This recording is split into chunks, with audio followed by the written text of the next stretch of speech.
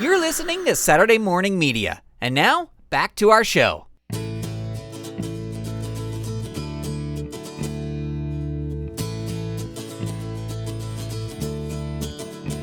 Here we go. Welcome once again to the GrantCast. My name is Grant Baciocco, and it is an absolute pleasure to have you here. The GrantCast is back. This is episode number 233 of the GrantCast, and it's just an absolute pleasure to have you listening in. I would like to send a special thank you out to all the Saturday Morning Media Patreon patrons whose support helps keep this show going. It really, really is appreciated. Well, it's been a while since we chatted, and I apologize for that. I think I've missed 2 weeks. I think I just figured it out with the behind-the-scenes patrons who are watching the video of this. But I'm back now, and I'm trying to think of things to talk about, because we have a couple of weeks in between when this came out and when I'm recording. The last one came out and when I'm recording this. I watched the Steve Martin documentary on Apple Plus. Have you seen this? It's called Steve, a documentary in 2 parts.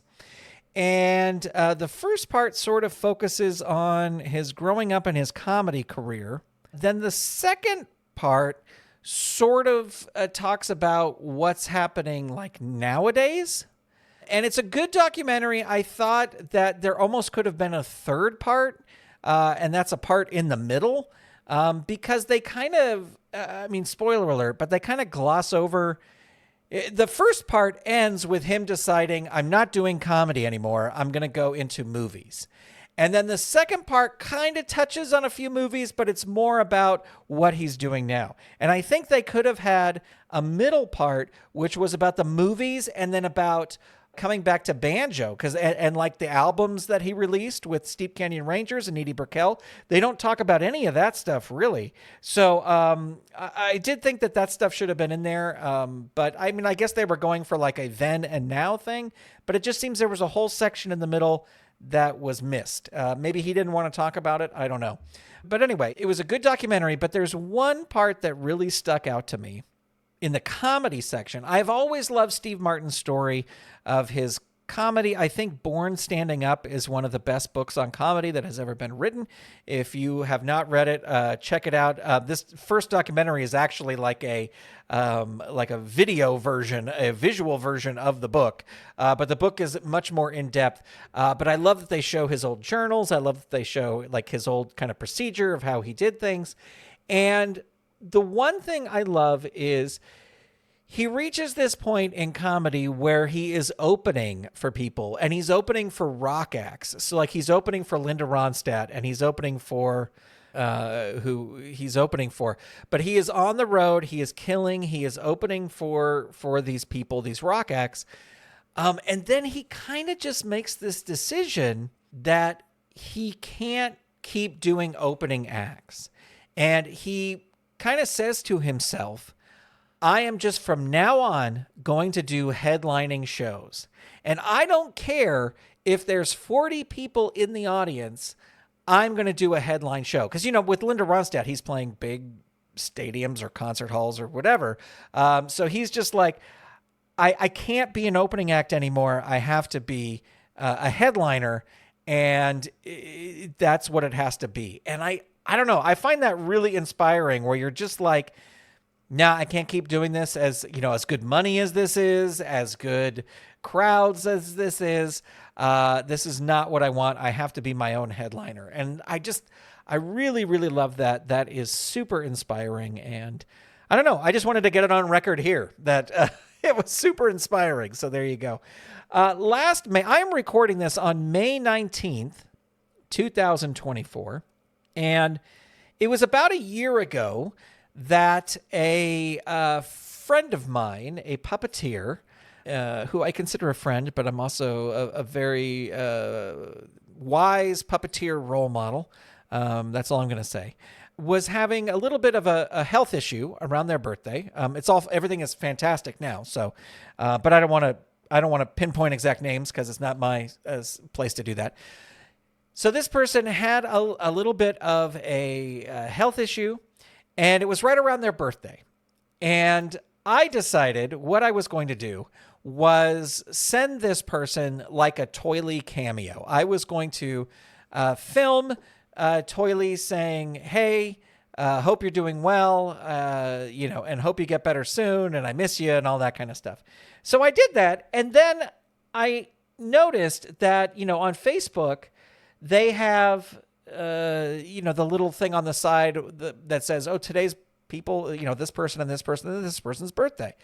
So I just decided, you know what? I'm just going to do a little video message for everybody. I'm already set up to do this. I'm just going to do video messages for everybody. And so I did, and that was fun. And then I just kept doing it, and I just kept doing it. And I just kind of committed to myself that I was going to do one full year of doing Toily videos for everybody who is my Facebook friend. Now, there's a couple of caveats in there. If, I started this process and I would kind of batch record them. I would record like maybe 10 at a time, or I would do a week's worth of birthdays at a time, and then just get them all edited and ready to go up on people's pages. And if somebody became my friend and their birthday had already passed, they don't get a Toily video. I'm sorry. I'm not going to go back, and I can't keep track of who I've done videos for and who I haven't. I wish I did. Because as I got to the end of this, I was like, wow, I have done a lot of these videos. And I tried to figure it out, and it comes out to, best I can guess, 459 videos. Now, I think it's probably a little bit more than that, and here's why. I was able to find out that if I go on my Facebook page, I can see almost all of the videos. But the thing is, people's Facebook settings, depending on how they have their Facebook settings, sometimes they don't allow other people to post on their wall.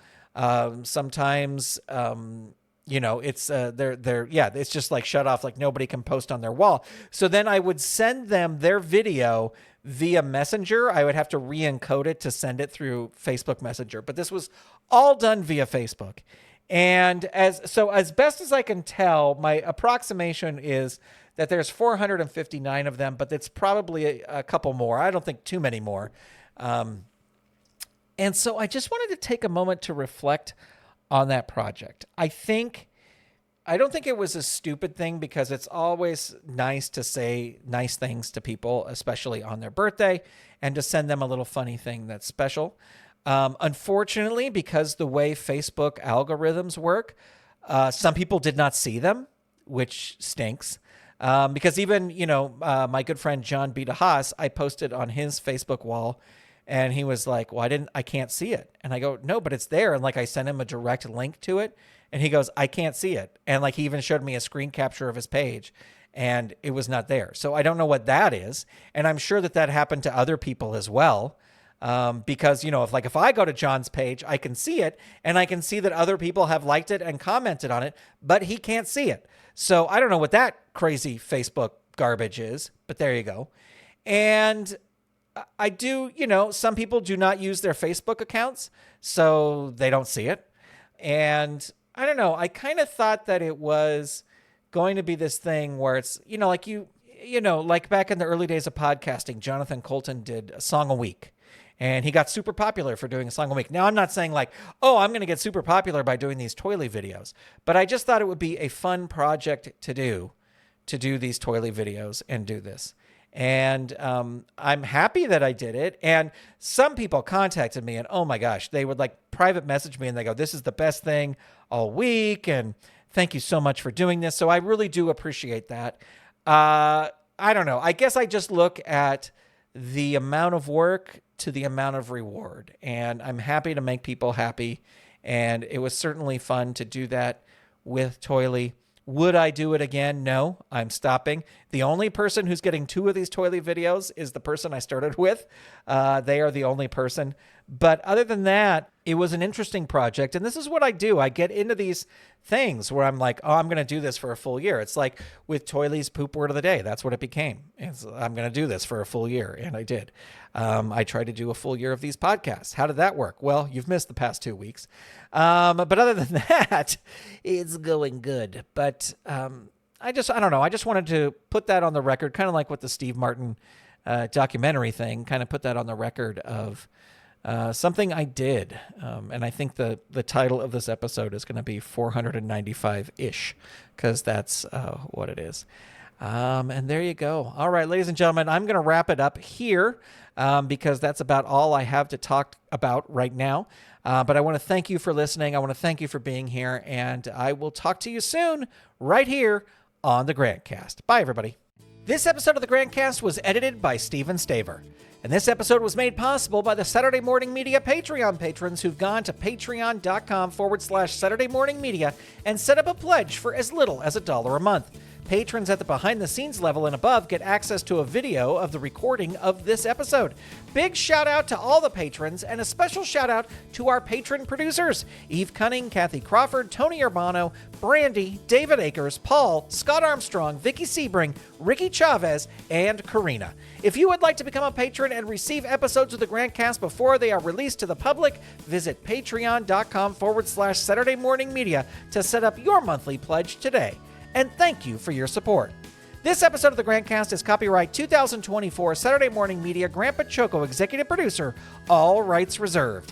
www.saturdaymorningmedia.com. Here we go.